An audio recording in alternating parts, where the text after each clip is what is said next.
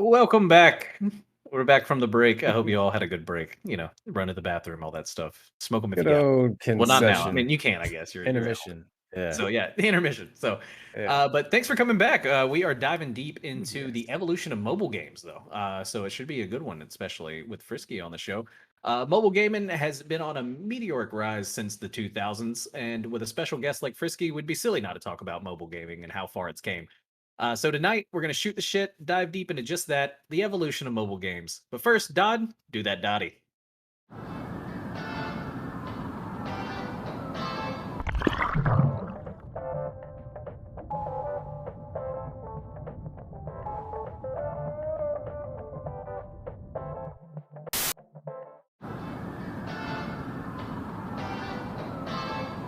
Awesome.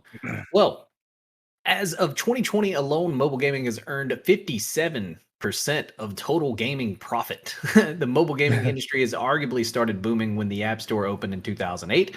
But smartphones have become more affordable, and the industry has overtaken PC and console as the biggest gaming category. Games ventured from board games to PC games to now mobile games, but it all started pretty much in the 1990s with Nokia's highly successful game Snake, which came Mm. as a feature on the cell phone itself. But that kind of brings us to our first question in the debate, or just kind of the talk around mobile games: is what makes a mobile game? What even is a mobile game? And I'd love to start with Frisky. What do you consider to be a mobile game? Oh man, this can definitely divide camps in the central of what defines a mobile game. Because technically, any game that any console, any game, anything that is mobile, being that you can take it anywhere, is considered technically a mobile game. So, be it your Wii's, your any of your handheld products, PSPs, blah blah blah, any of those secondary market type of games, all those are technically considered mobile games. But when you think about mobile games, you think about cell phones, mobile Yeah. games. Mhm. And that's where I think of what like a mobile game. Myself, I even think that what makes a mobile game is being on your mobile device, your Yeah. handheld device, your communicating device, however you want to label that. But I think that any game, no matter online, offline features, if you can get enjoyment out of it, being it can be a text adventure game Mhm. to a uh Diablo Immortal S style hack and slash, whatever. If you can get enjoyment out of it on your phone, I would consider that a mobile game in general. Awesome, awesome. What about you, Kev? Do you think that are you kind of in the same camp? Are you a little bit more on the handheld side, being mobile games?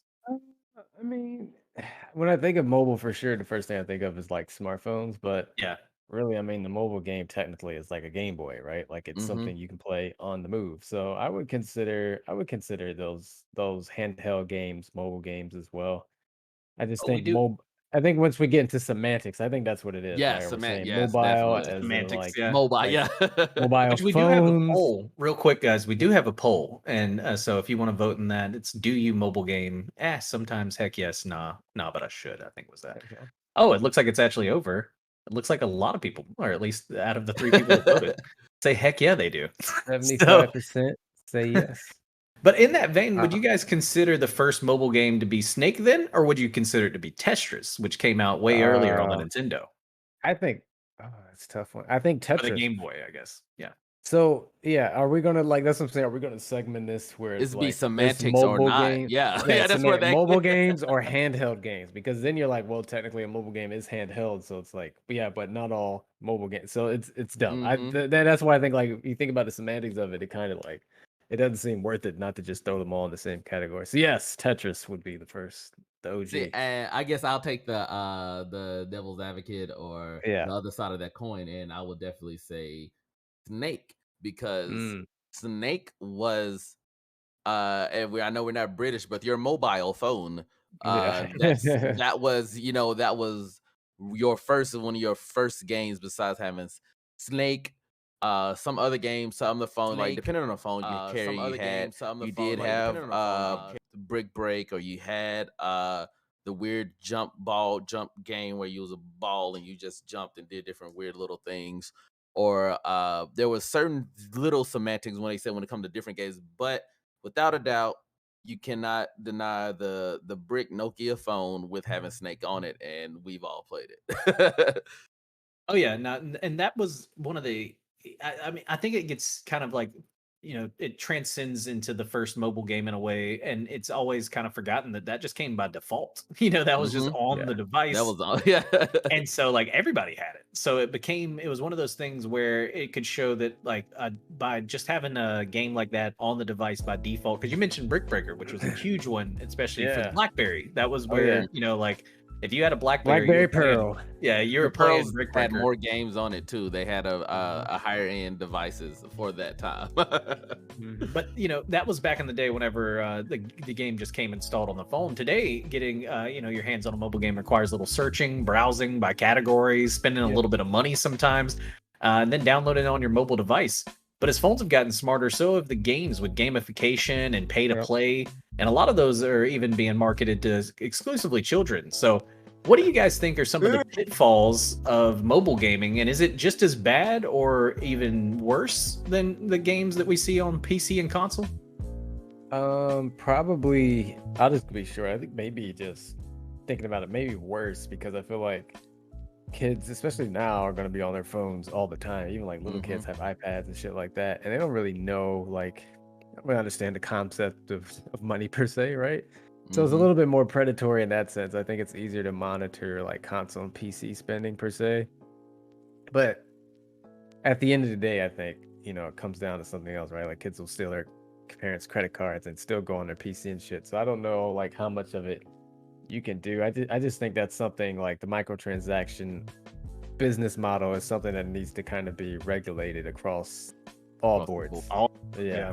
It's very. I'm in the same camp, and as an advocate for mobile gaming, I think it is downright predatory. It is egregious, and it's sad that they haven't tried to regulate it more in a global market. There are certain markets that try to do it. We've seen, if you've been in the news, about just stuff years ago where they tried to get, when they got the loot boxes banned and like Overwatch and stuff like that.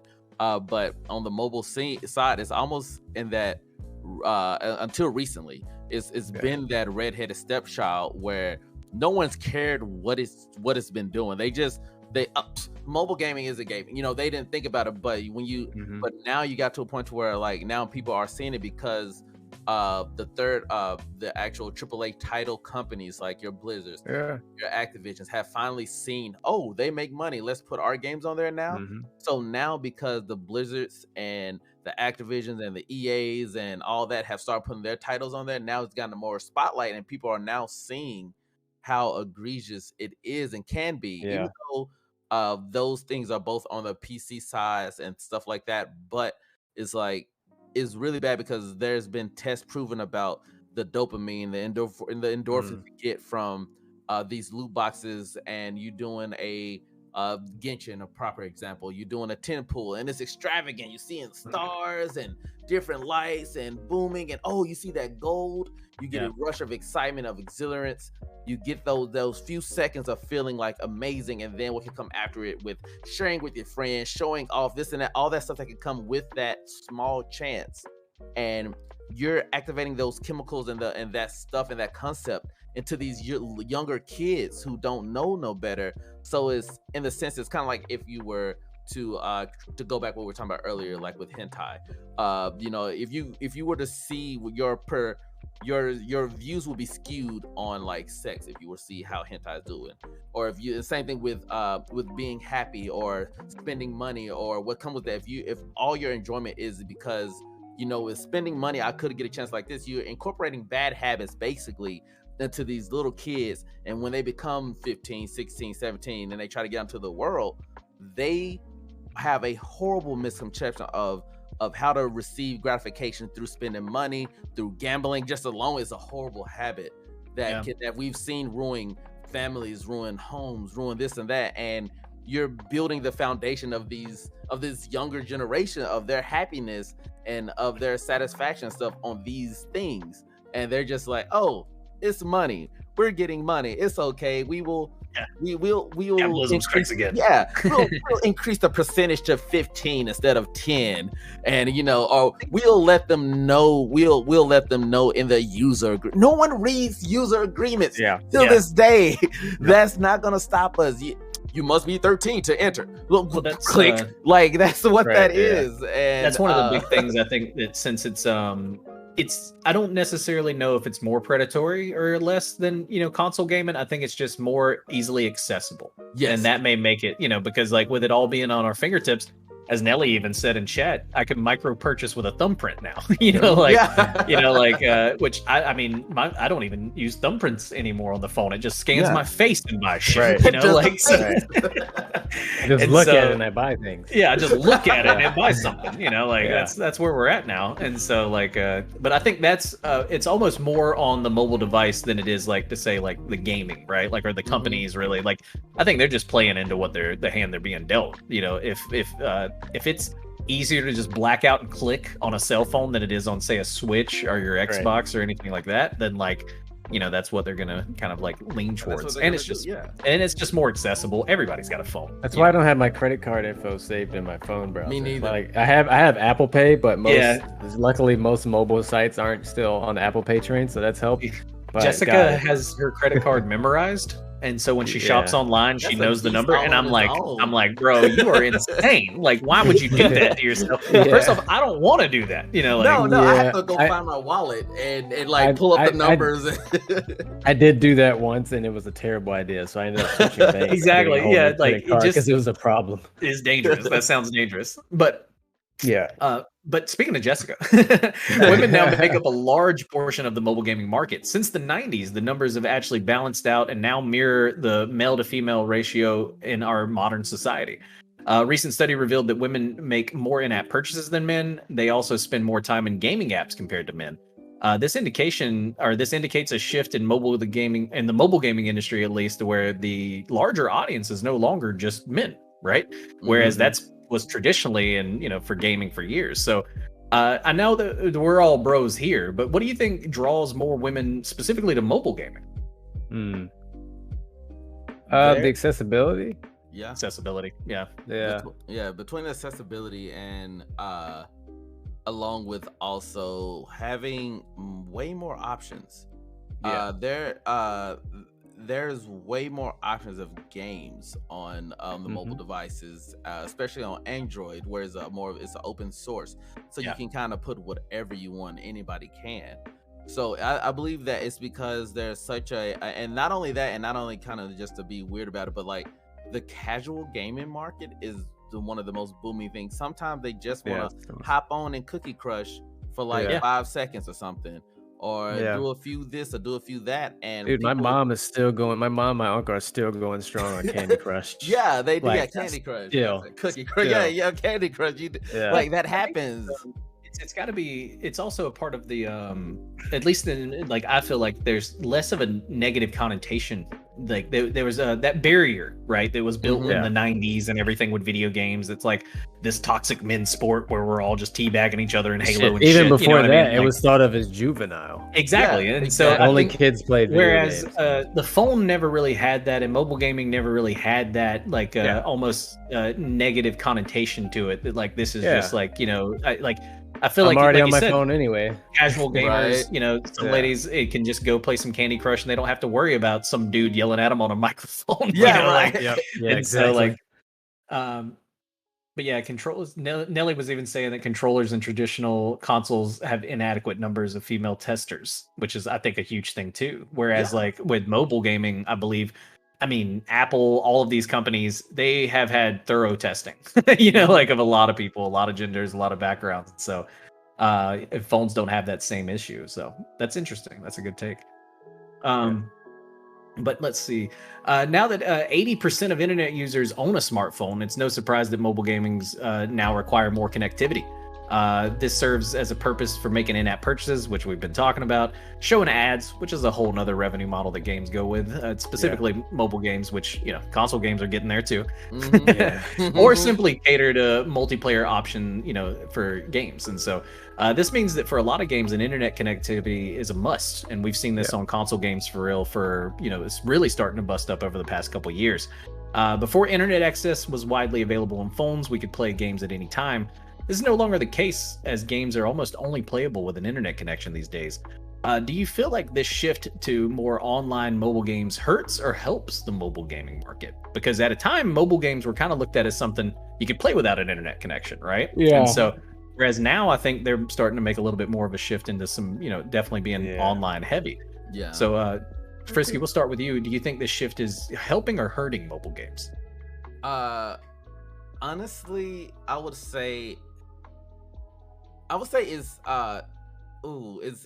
honestly more so is helping in a sense, but that's still with the asterisk, because like I said, the keyword is them having accessibility to internet service. And while the biggest actual fan base, the biggest thing for mobile gaming is in the SEA area, in the Southeast Asian countries and all over the world, where a lot of these places, especially like in India and things like this, some places have internet. There's I can't remember who launched the satellite where it kind of gave internet to a lot of people in these different countries that don't have it, but that some people have it, but the most of the world still don't. And that accessibility will hurt in the end, because you will still, like, even though now they have they may have phones now finally, but now they can't play these games because, like I said, we got to the point to where everything is being regulated to being an online game or having to have that online activity, and rare to not none have an offline mode.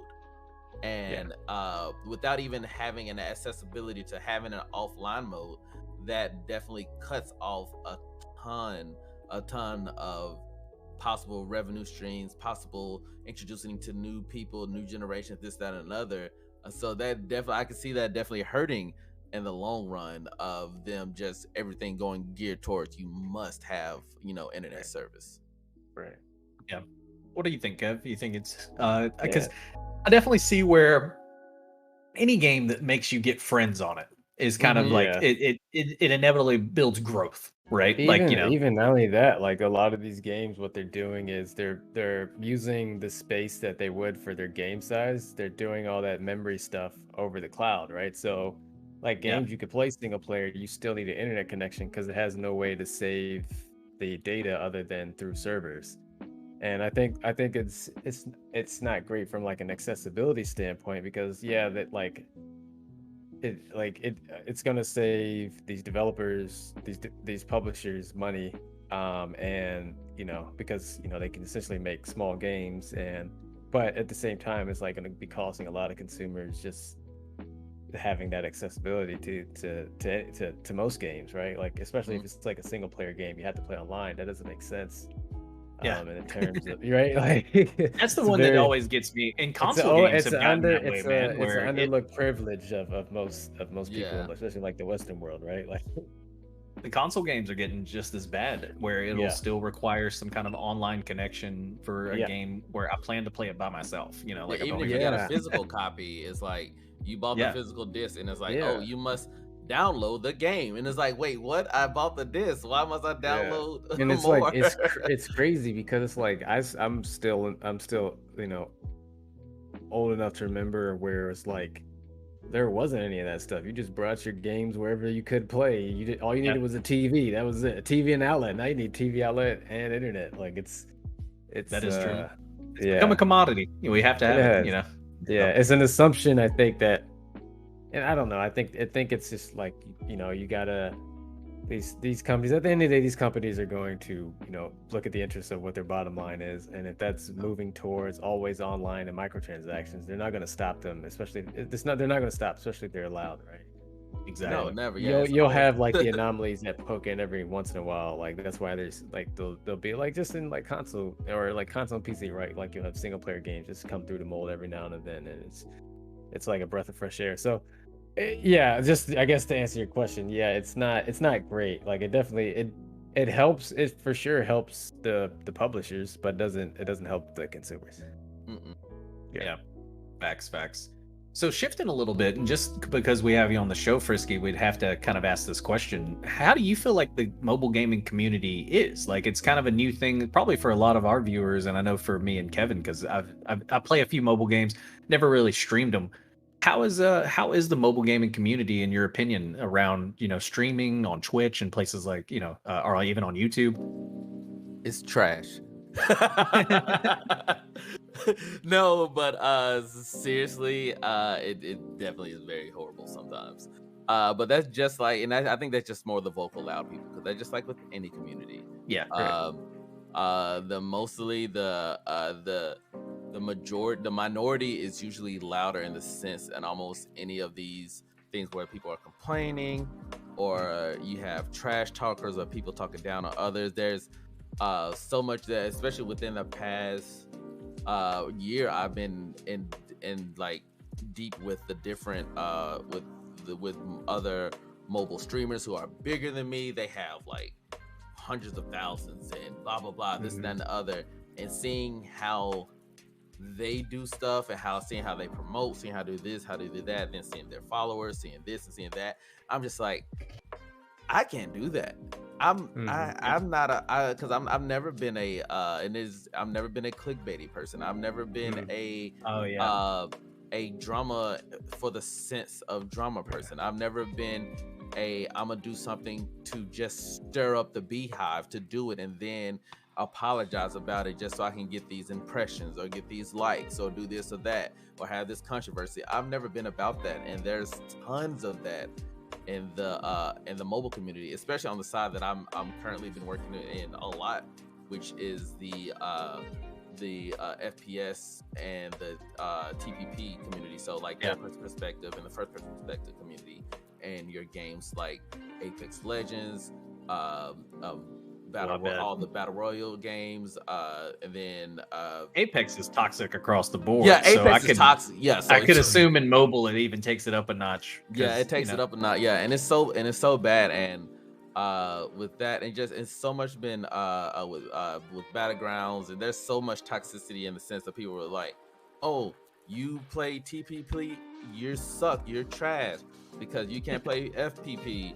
And people are like, well, I just enjoy TPP, and people who play TPP has the same advantages, and you just have this horrible echo chamber of on both sides. And just in general, you got people that just like to stir stuff up. It is yeah, just it's the toxicity is at a all-time high, especially now because the latest big not scandal, but the latest big thing that happened was Mr. Beast was paid by Apex Legends to sponsor the game. So he did a stream playing Apex Legends, but he played it in third person perspective, and this, Mhm. that, and another, and that caused a whole chain reaction of people upset about that because the content creator, the main CC content creators, the people that's in the EA content creator program, this, that, and another, not getting shown the monetary love that they gave Mr. Beast. But that's because that's Mr. Beast, so of course he's going to get money. Of yeah, course they're Right. going to yeah. pay him because he's Gonna going bring to in gets appeal asses to, in yeah. seats. Oh yeah, he's going to get ass in seats. Mhm. And this, that, and that. So there's so many different sides of that, and it's annoying and it's toxic. And like there's a few of us out there that try not to be toxic. We try to provide a better community, a better outlook on things, and if anything, a non-judgmental outlook on stuff. But even then, a few of us will fall to the wayside of the toxicity because we're tired. And people, Yeah, I'll let, like the Joker said, it just takes one bad day for you to go Mhm. off on somebody yeah, online, and then somebody else clips it, and then it spreads it, and then it just goes horrible. And now this other person has to make a whole apology tour about what happened because they caught them in their time of weakness, and yeah, people are like, no, we've always known you've been shitty, Yeah, yeah. and like I said, and that same thing happens on any other community. You have that happening, and like I said, the Apex community, there's tons of stuff that goes. So it sucks that that's what it is, but it's just like the people that are loudest are going to be mostly the people that are toxic, because I know people that enjoy any and every game that doesn't know about the Evo's comp scene that's in like Tekken or something. They just I just like to play a fighting game every now and then. I play it, I go about my business, and they don't know about what's happening there. And I feel like that's with most of any game. That's with most on no matter the system, that the majority of people don't care or don't talk about it. Yeah. With the mobile gaming community being, I mean, I would say relatively new in a way. Would you say that it's still kind of in its infancy stage? Like where we're still building our personalities, right? We're still getting like, we're still trying to figure out who's going to be our Mr. Beast, if you will. Like, or Dr. Disrespects, or you know what I mean? Like those guys. Yeah, they're definitely in that, because I can say, have you guys ever heard of Sunho? No. Exactly. Not personally. Yeah. And then and he's one of the biggest Apex, biggest Call of Duty players. He just signed, I think he signed with TSM. So they're like, it's just like I said, the infancy stage is, like I said, this is just now, because this is the first year where your TSMs, your Cloud9s, your big teams, and then also your Razors, your Respawn, your all these other products, because everybody is now finally, because you're like, even though we've had Mobile Legends, we've had Clash of Clans, we've had Brawl Stars, we've had all these other really hyper popular, very lucrative games that's been out on the mobile scene. It didn't, the one thing that was lacking on mobile side was AAA titles.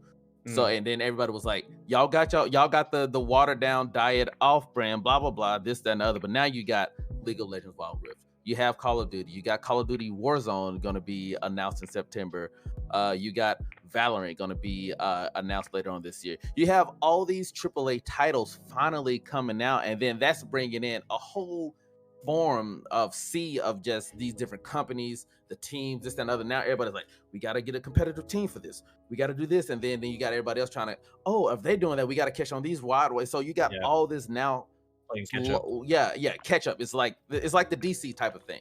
You got them trying to like scramble and carry up and catch up, because you have them trying to get tournaments started around it. You have the esports league trying to be filled with on every type of game now. You got so much stuff is just being thrown in the way of the mobile side, and and it's kind of jarring, but it's exciting in the same way, because you're seeing certain people make it. You're seeing certain people get sponsored. You're seeing people getting picked up on these professional teams, and you're seeing these big $100,000 prize pools now. You're seeing all this stuff happen, and it's like, it's really great to see it, but it's like, it's a lot at once. But you kind of touched on it there, but in a way. But where do you see the future of mobile gaming going?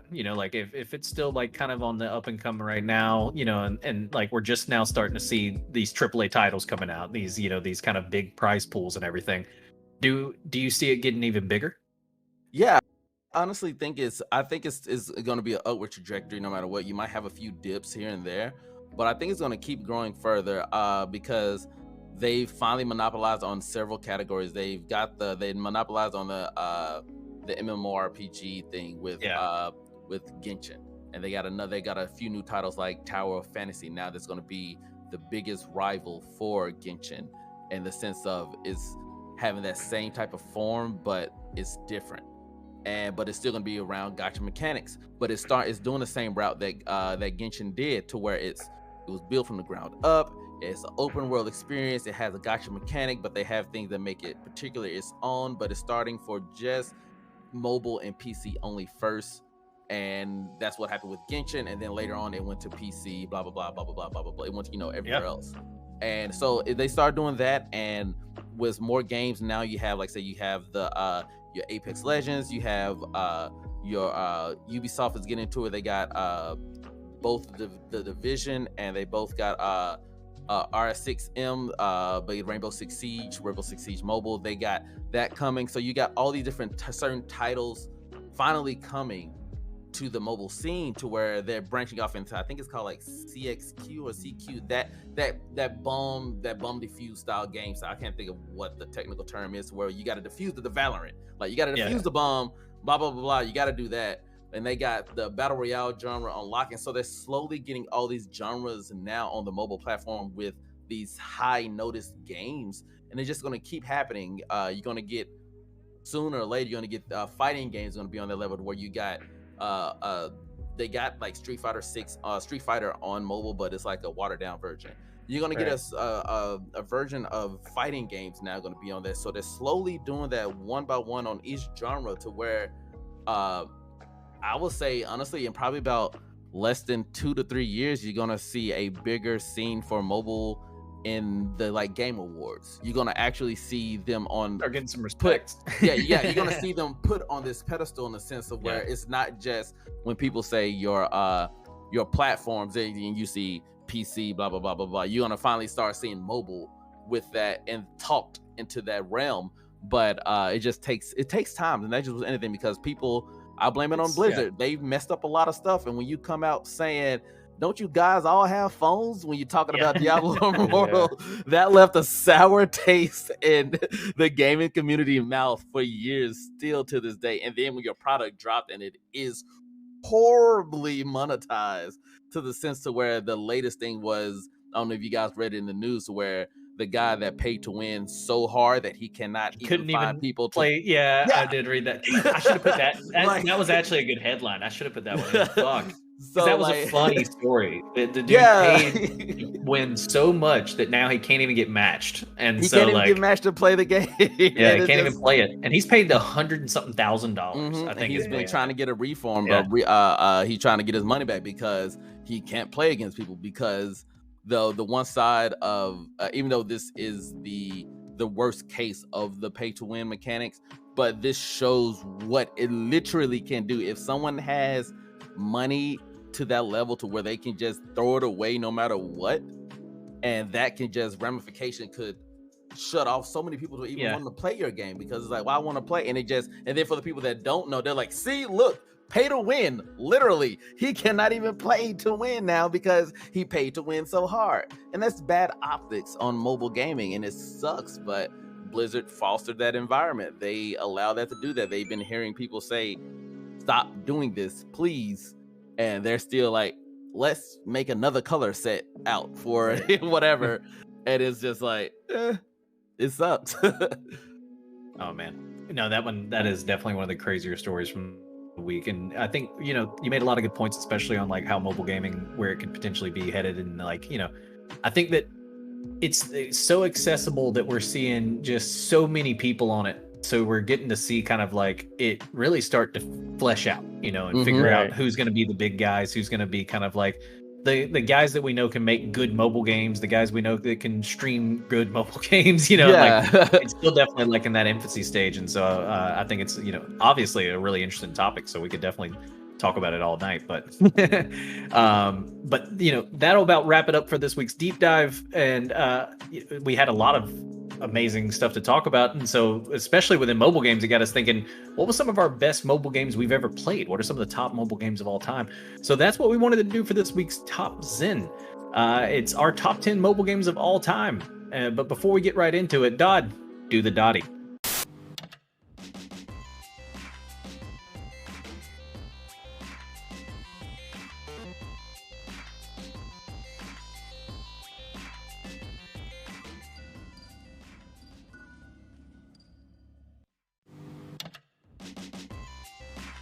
So great. Yeah. So great. We want to do them twice every time.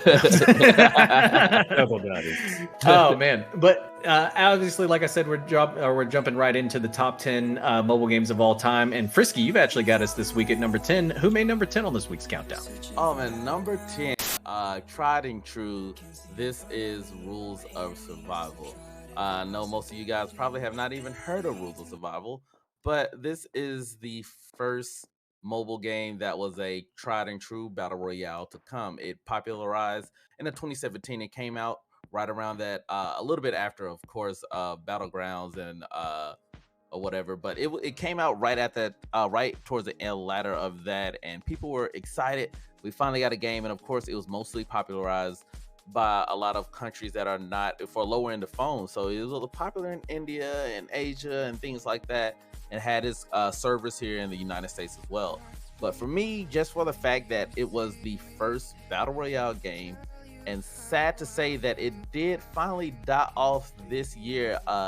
They cut off both the PC and mobile versions. They got both automatically shut down back on June the 27th. And it was a sad day for everyone because we've all played it, like especially any mobile gamer anywhere. If you were like an avid mobile gamer, you wanted to have that battle royale experience. The first game you found was Rules of Survival. It was very good. It felt right. The snappy mechanics, sound was great, this, that, and the other. But the one thing that kind of sucks with a lot of mobile games when it comes to this online aspect is that you have people that cheat and hack and bugs and this and that. And that was legitimately its downfall, because with any fan base, it can only take so much. And between, like I said, between the cheaters and the hackers and the bugs, they weren't able to fix the bugs in time. They would only do certain things to ban, but we all know you can VPN Shark, whatever you want to use. You can VPN on another service, and bada bing, bada boom, you're back in there. And they weren't actually banning the cheats; they were just banning the players, and the players can get around if they really want to do it. And that's what hindered it, bogged it down. And then when you over time, you can only have that nostalgia. You can only have that we're the first for so long before better comes out, like your Apex and things like that. And when you got stuff that's better mechanically, look visually better on all fronts, this, that, and the other, and have a EA behind it or something like that, to where they can snap down on those things, it just obviously it died out, and they just cut their losses and shut it down. But at the end of the day, it was my first, and so I will being first, not always best, right? Not always, your first is not always the best, but good enough to make it on this week's countdown. Exactly. Awesome. Well, moving right along, we got number 9 on this week's countdown, which is one of my personal favorites, Retro Bowl. There's a reason why we shunned the 2Ks and the Maddens of the worlds and named Retro Bowl on this list over every one of their shitty mobile ports. It's genuinely a treat. Crafted to look like an old school football simulation, Retro Bowl pairs delightfully simple gameplay with an addictive franchise mode. It takes me back to a simpler time when gaming, and it's probably one of my most favorite sports games of all time. You literally just basically are just put together an 8-bit football team and you play 8-bit football against other, like, it's not online, at least I don't believe so, at least I haven't played it that way. I play the franchise mode the most, and it's insane how much, just like how fun and how much they put into this just 8-bit kind of football game that like Madden and other franchises just can't get right. And so that's why we had to throw Retro Bowl on number 9 on this week's countdown. It's definitely a ton of fun, especially if you're looking to scratch that sports game itch, which I'm a sports gamer. I'm that guy. So, but moving right along in the number 8 on this week's countdown, Kev, who do we have on 8? At number 8, we have Boom Beach. Boom Beach is a freemium, massively multiplayer online real-time strategy game for iOS, Android, developed by Supercell. Another Supercell classic. Boom Beach is a strategy game that combines attacks on and from other players with attacks against computer-generated bases or NPCs. The game's storyline is set in a tropical archipelago with a player on an island with defense and troops, similar to Supercell's Clash of Clans game. Boom Beach combines single-player campaign play as well as the ability to attack other players in multiplayer mode on the same world map, featuring an expansive world map that expands as the player progresses. You guys ever get a chance to, like, for me, I obviously did Clash of Clans first. I was like, wow, this is great. I want some more. I'm not spending money on this game. Right, so I was like, I gotta wait for my shit to be built in Clash of Clans. What else can I do? Hop on over to Boom Beach and start, Hop on over. So I played it for about like a year, I think, when it first came out. But I sometimes think, like, man, I wonder how my island's doing. Is it like still there? Is it okay? That's how I am with Clash. And I mean, Supercell, they make good mobile games, and especially some good time passers. And so Boom Beach is definitely one of those. I love it. I've never paired it with Clash of Clans. That sounds like a great 1-2 punch, though. Yeah. Awesome. Well, Frisky, who do we have at number 7 on this week's countdown? Oh, number 7. I have my most beloved and most hated game. It is Mobile Legend. It is a tower defense mobile game that you can play solo or with friends. 10 people engage in an epic 5v5 tower defense match where each player picks a unique hero and chooses a lane to play. You have 3 lanes to choose from, and you have to choose a suitable hero depending on which lane you want to go. Each lane has 3 turrets, and your team has to destroy at least 1 lane before they can attack the enemy base. So each hero in the game has different abilities and different roles, and there are different items that you can buy throughout the game. So if you're a new player, it might take a while to learn everything. They do, just like with like League of Legends that I was talking about earlier, they have a recommended list for those items. So if you're playing a certain champion in the lane, it will say, hey, this will get you going before you start learning on how to differentiate and start playing. One of the reasons why, to me, this is my #1 favorite game, almost not of all time, but it's very in my like top 5. It is very fun, but like with any MOBA, it is very infuriating because you're very reliant on your team. Yeah. And so sometimes, you might be playing a tank or you might be playing a support and you can't carry as certain roles. And if you got someone else playing a ADC or a mage main and they suck or something horrible happens, and some people get tilted, you get toxic. League of Legends is synonymous with being a salty game, a toxic game. There's memes about being so toxic that this game is just horrible, this, that, and the other. But it's one of the hugest esports in the world is League of Legends. Right. And it's no wonder why Mobile Legends followed suit, and Mobile Legends was the first MOBA to come out on the mobile gaming platform.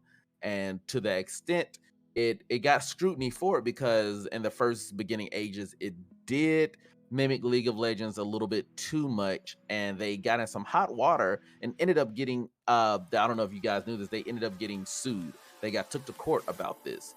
That makes sense. They even have legends in their name. Come on, Yeah, they got legends in their name. Yeah, between characters of this, that, and another, they got took to court, and in the United States they lost, but in China they won. So they had to change some things. So they did a huge overhaul with revamping the map, revamping champions to look different, revamping voice lines and things of that mechanic. They made it its own finally, and this is still years ago when all this happened. But they got back in hot water again this year with getting sued again by Riot because they made their League of Legends Wild Rift, and shortly after they got sued again, and is following suit the same way almost, where they're trying to they didn't kind of just sue them and all globally. They just sued them here mainland in North America because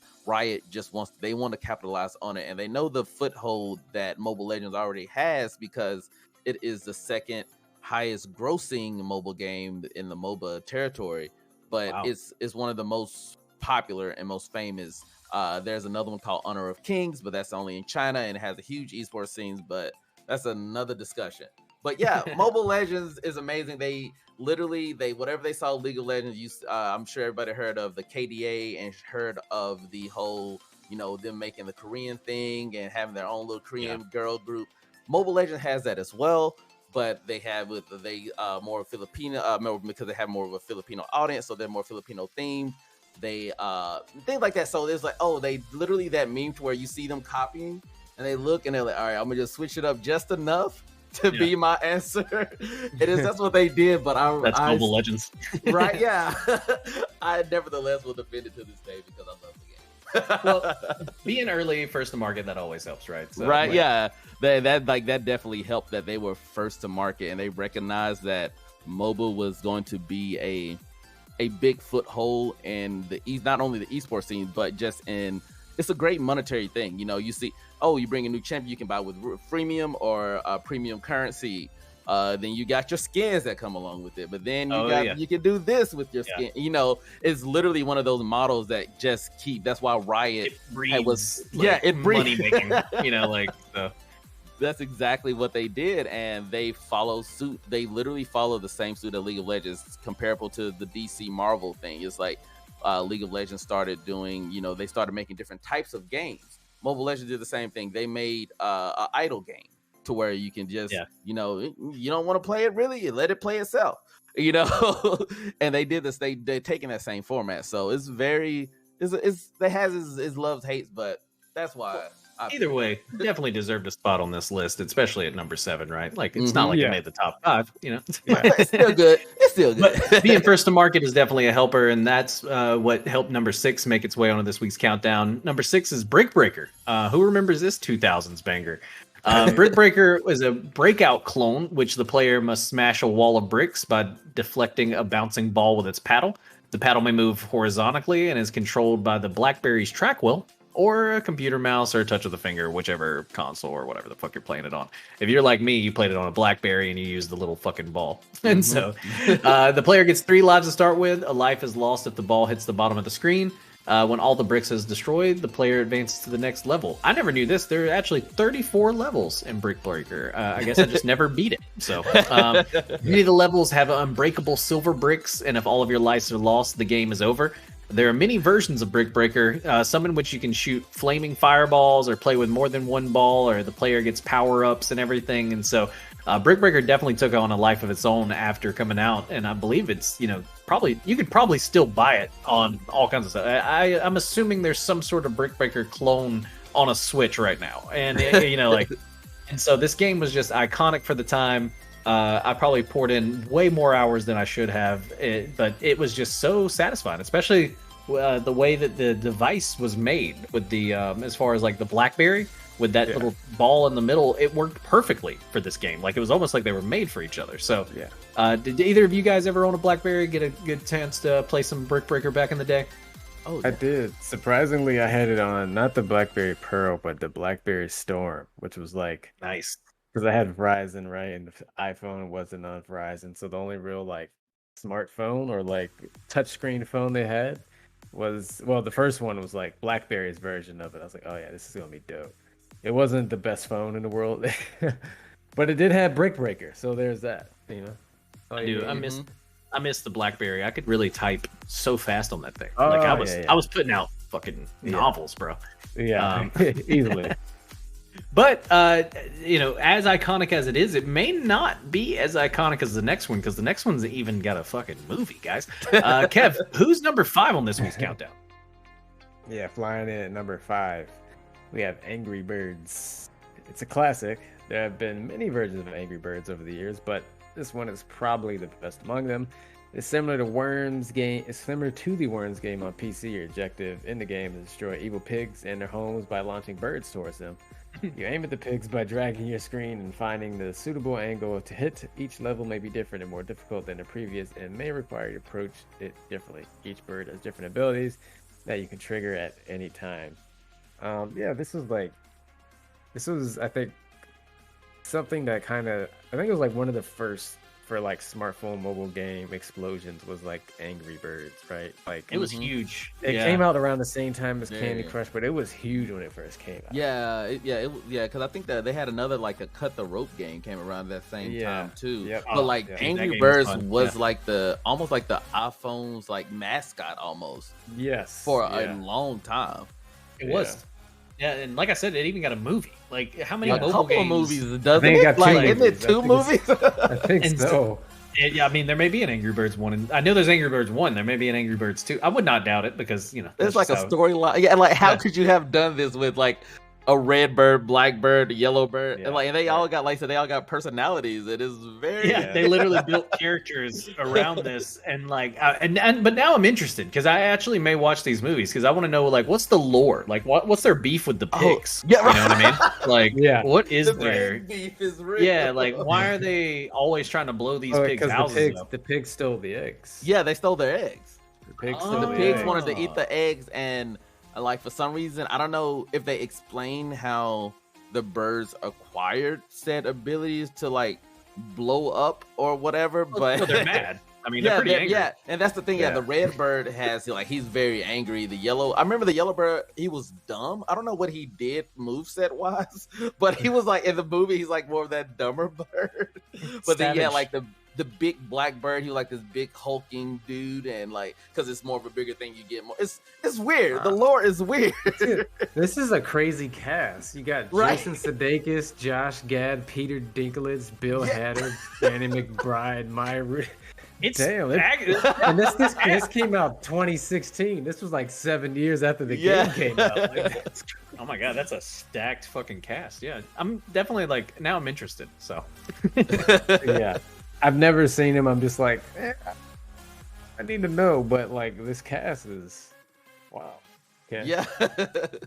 But what's weird is it came out so late. Like it came out. Yeah, it did come out way later. I feel like the hype for the game died down years ago, and then it just came out. Like, yeah, let's. They had to wait until they got the right technology. You know. Yeah, I think that's what kind of did that. Was the technology was finally caught up to where what they wanted to do. Because could you imagine the graphics if they would have did this with? Oh my God. It would have looked like one of those like shitty CG movies where they do like which they've been making terrible CG. Do you know what Angry Bird? I might be wrong. You know what Angry Birds grossed at the box office? What was it? $352 million. Are you serious?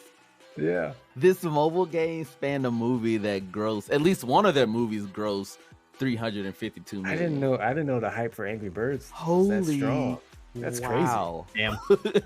I mean, it ain't Minions numbers, but that's a lot of money. No, right. Yeah, it ain't Minions numbers. But... That movie grossed $1 billion. Dude, people don't realize Morbius the fucking Minions made $1 billion. Like people don't realize that. So that's true. As an animated film, that's insane.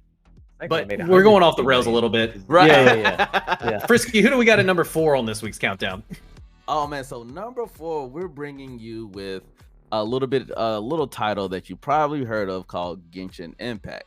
Genshin Impact is an anime-style action/adventure game that stars you as throughout the vast lands of Tevat. In the game, you control different characters with various elements and abilities and explore the vast lands to uncover the mysteries hidden within. Now, Genshin has a slick animation and amazing voiceovers. Not only is it enjoyable to play the game, but it is also equally enjoyable to watch it as well. You can take up to 4 characters in the battle and switch between them when you're fighting. Now, the game keeps getting interesting because the more progress you make in the game, the stronger the enemies you'll face. So you'll have to learn about the synergies between different characters and elementals and make property strategies to defeat your enemies and things like that. And it also even gets a dive deeper when you start thinking about you can play with your friends going on these different journeys. So teaming up with your friends, making sure that they have the right combinations and make sure they have their characters leveled up. And it gets into that, and then the whole, I won't say the dark side, but the funny side of it, you got people having husbandos and waifus and the collection side of things where I don't want to say it's an unhealthy love, but man, do the fans love their husbandos. And if you just look up any of their characters on Twitter, you'll go down a hole that's crazy. But it can't be denied that this game, when it came out a few years ago, no one saw it doing the numbers, doing the almost revolutionary thing that it did, bringing almost a renaissance to the mobile gaming world of what could be. Because even though you can't run these on your lower end devices, this game is crazy. It got compared a lot to Legend of Zelda because of the art style. Yeah, and it's a beautiful game. Yeah, it's beautiful. And if you are lucky enough to have a flagship phone, or one of the phones that can run something to the 60 frame per second, it's still beautiful to even have this in your hand, to be able to play something so good looking on your hands, on the go, wherever you are. If you have an internet connection, is still, just thinking about that to this day is crazy. And then, like I said, when you go about the actual community, the community is bred with, it is still a very wholesome community. And then, like you said, with the voice acting and the voice actors they're all being very wholesome. None of them has had no crazy weird pads come out yet. So it's just like, it's been voice so acting good. alone is something you don't hear brought up very often in a mobile game, right? And so it's just like the fact that they have cutscenes, voice acting, all that stuff really, helps take Genshin Impact to a whole nother level. Yeah, it solidifies it as being a game and not just a mobile game, Exactly. Well, even though as amazingly beautiful as Genshin Impact is, the next one on our list, maybe not as pretty, but definitely a huge hit, What was number 3 on this week's countdown, Kev? Yeah, number 3 we had Clash of Clans. Before PUBG Mobile and Free Fire took the world by storm, everyone was playing Clash of Clans, including me. It is one of the greatest strategy games for mobile phones, which lets you enjoy fast-paced simulated battles in real time. The goal of the game is to loot resources by attacking other players and use them to upgrade your base. You can build different types of buildings and upgrade them through different levels. The more you level your buildings, the more troops and stronger defenses you can unlock, etc. You can also join clans and participate in exciting clan wars.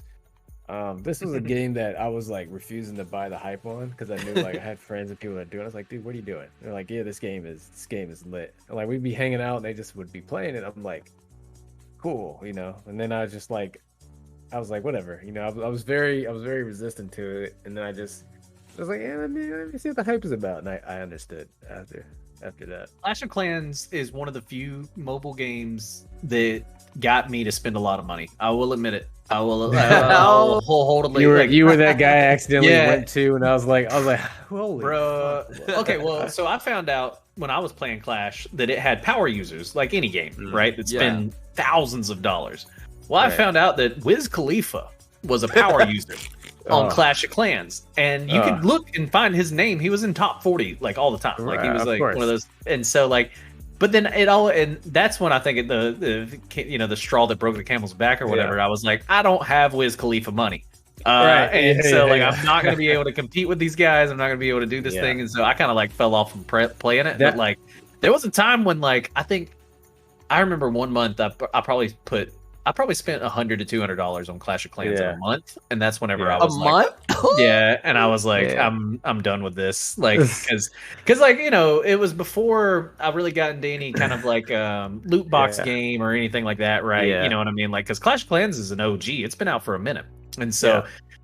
Just this concept of like continually spending money on a game, I was just like, not doing it. Yeah, but then, the pay to win thing is kind of, I don't like that.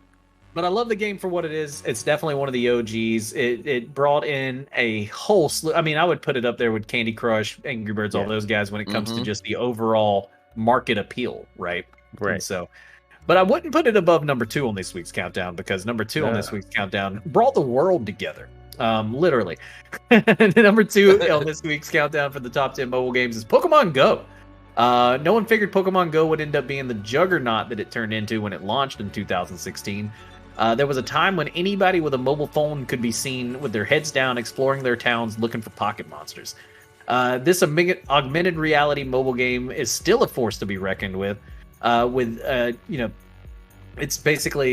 got this iconic license to Pokemon and this addictive gameplay goal. You really do have to kind of like try to catch them all. There was a time when when I say brought the world together, I just remember I lived in Northern Virginia, and when Pokemon Go came out, we would be walking around our office and everybody was playing it. Literally everybody. Like, you would look around and like you'd be like, "Oh, you playing Pokemon Go?" And they'd be like, "Yeah, I'm playing Pokemon Go. I'm trying to catch Pokemon right now." Yeah. And so everybody their mom was playing it. Literally, like there was parents playing this. We went to the park one time and it was just like these 2 kids on a bike, and they just pull up and they're like, "Hey, there's a Charizard over here," and like then a whole mob of people like just start walking over there, and then but it was like age range from from literal like kids on bikes to like old people older than me, like, and I'm in my 30s, and so like I was talking like it was like elderly people walking around catching Pokemon with their grandchildren and shit on Pokemon Go. And so it had to be one of the top ones on this week's list. There's no way we could have made a top 10 mobile game list without Pokemon Go. I think it kind of changed the game, for a lack of a better saying. But what do you guys think? Do you think it deserves a top spot, number 2 on the list? You guys still playing Pokemon Go? Oh man, I tried like a year ago and I couldn't get back into it. But I mean, it's definitely a time that I miss. I felt like the world was unified. This is like the closest thing we got to world peace was when Pokemon Go came out. Yeah, exactly. Yeah. Summer. This is summer 2016. Like it was. Yeah. It was a whole before the COVID. It was simpler times. It was definitely simple. And this is one of the staples of that time. Mm-hmm. Definitely. It was always a fun game. I feel like it definitely reinvigorated our generation, like millennials' childhood, right? Like I remember there was the whole thing. There was an article that they had like people in the CIA had to like confiscate phones Oh from yeah. workers because they're fucking playing the game in like secure skiffs and buildings and shit. Oh man, it's definitely had its like source of like a lot of news worthy statements, because you got people in these high, like police officers, this, that, and the other, who are get out. It was and this happened like a couple months ago, where these police officers, something went down, but instead of going to stop the call, they was like, we're gonna catch this Snorlax. It was a Snorlax. They were like, there's a Snorlax over here. Sorry, we can't respond to this breakout. Yeah, and it's so crazy that still to this day is having that impact on people. But which is what you'd expect in like the Kanto region. But this is America. Yeah, this is America. Right. But obviously, as iconic as Pokemon Go is and was and still is, it's probably doesn't have the historical impact that number one had on this list. And so, who do we have at number one, Frisky? Oh man, number one, we kind of mentioned it earlier today. Tried and true, it's your boy Snake. Now, Snake, with this origin in the article Blockade in 1976, Snake has taken on many iterations, with game designers correctly predicting a huge market for people wanting to steer a featureless rectangle around a box. A technology improved and the game developed into something only slightly different from what it was. Now, Nokia had the opportunity preloading an early version onto Snake onto its mobile 6110 phones in 1998. At the end of the mobile technology was becoming increasingly affordable and widespread, but it wasn't until the year 2000 that the game's popularity skyrocketed worldwide thanks to the introduction of the celebrated Nokia 3110. So be brilliant is a simplicity and rarely veering too far from its original compelling roots. The game has since been adapted into countless versions over multiple platforms. It can be played online here or on the recently released retro version of the Nokia 3310. Like I said, this game has taken on many versions today. You can still go find, if you look up snake.io, you'll probably find someone streaming it with thousands of viewers watching somebody got this. The snake is more circular, not rectangle now, but it has a silly face on it and it grows larger and is eating other snakes. Because now, of course, they involve online multi-platforming things to it. But the Snake, as tried and true, has stood the test of time, kind of like a cockroach. Whatever you want to say, like, Snake has not died. It never has died. It was here in the beginning, the end, and it will still probably be here when we're all dead and gone. So just like those Nokias. Just like a Nokia. Yeah, those Nokias, I bet they still work to this day. You know what I mean? Absolutely. Like, you can boot those bad boys up, play Snake. You can throw that at somebody. It's a weapon. Like, it's heavy. It does not break. And it's just one of those things. It was a good game. Everybody is still with the means of people, kids asking, you got games on your phone.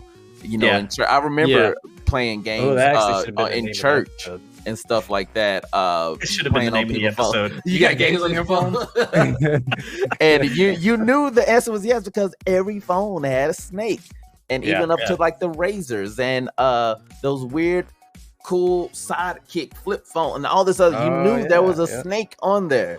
And don't lie to me. Right, don't lie. Give me that phone. Give it to me. Like everybody played it, between your oldest, the youngest, the grandma, because it's such a simplistic little game. You see how far you can get. Oh, you crash into the wall. You cut it down. Then you come back to it like a 30-minute later. You're taking a poop. You're cooking. You're doing whatever. It's such a quick game. Gaming at its core. Yes. No, definitely, because it's such a simple yet easy to play. It's challenging. It's like watching single cell gaming. Yeah, it is. It's like single cell game. You got this little bacteria and it's trying to survive. And it's just Well, it's like in its purest form. It's what a video game's meant to be, or a game, mobile game, whatever it may be. It's just like it's digital and it's easy, but it's hard. And then it's just like, and it's a time spender, right? Like you could suck a lot of time in a snake, and so, but that will about wrap it up for our top Zen. And that'll actually wrap it up for the whole episode. We hope you enjoyed what you kind of seen today, heard today, whatever. You know, if you were just lurking, then hopefully you enjoyed our sultry voices. But if you want more Geek Life, you can always follow us on Twitch, Twitter, all of the social medias, YouTube. We've got a link tree down below. I definitely want to give a special shout out to our special guest, Frisky2times. Frisky, real quick, where can the people find you? You know, if they wanted to give you a follow. I know we talked about it at the top of the show, but go ahead, get another plug in there. Yeah, getting your plug at the end so you remember. If you guys want to follow me over here on Twitch, you can go ahead and Frisky2times cosplay. You can just look me up. Like I said, we stream mobile games. We also stream your other stuff like Multiverses, what we talked about early. Play Fall Guys. I play other games in mobile, but mostly just mobile games. If you want to follow me on Twitter for memes, wrestling, all that other such of fun stuff as well, you can just look me up on Twitter, Frisky2times. You can find me there. And on Facebook, Frisky2times cosplay as well, because we stream everywhere until they finally shut us down for streaming on all things at once. We're going to stream everywhere until they shut us down. That's how we, I thought too. And, or if one of them takes off, you know. Right, whichever one takes off further. Yeah. But as always, you know, you can find more Geek Life content on YouTube, Instagram, all of that's in the description below. Big shout out to our moderator, Lilith Nelly. Thanks for always making sure that the chat's popping off. And thanks, Lady Dawn, for tuning in. Thanks, Savage, for tuning in. Kate, I know we saw... Who else did we have earlier? Just to give a shout out. Well, that's been the bulk of it. Kate, Savage, and Littlest Nelly, and Lady. So thank you guys for tuning in and definitely having popping off in chat, making sure everything's kind of moving along. Well, hope you enjoyed the show. And then shout out to our producer, Dodd, on the back end over here, making things happen. Thank you, sir, for keeping things popping and for making all of these gorgeous elements that we see. If you're like, hey, that graphic's fucking awesome, it's usually made by Dodd or Cape, but in this case, it was Dodd. And so shout out to Dodd. And so, yeah, and all of the followers, I think we had a new subscriber. Oh, that was totally awesome. Thanks, Cap, for subscribing. You know, always going. And I know we had some, and Lady Dawn for the follow. Thank you so much. And so thanks, guys. That'll about wrap it up. We'll be back. You know, we do the show bi-weekly, so maybe not next week, but the next. If we are back next week, it'll probably be with some sort of stream. We're always live on something, though. We literally went live the other day with Pokemon Scarlet news and all that stuff. Sure. So just definitely subscribe to the channel. Hit all those buttons that let you know whenever we're going live. That way you'll know. We'll be back, same place, same time, whenever we're back with all the nerdy news you need to know. Until then, peace. Peace. You love Pokemon, and you loved Pokemon Sword and Shield. Get ready for Pokemon Sword and Shield Retro.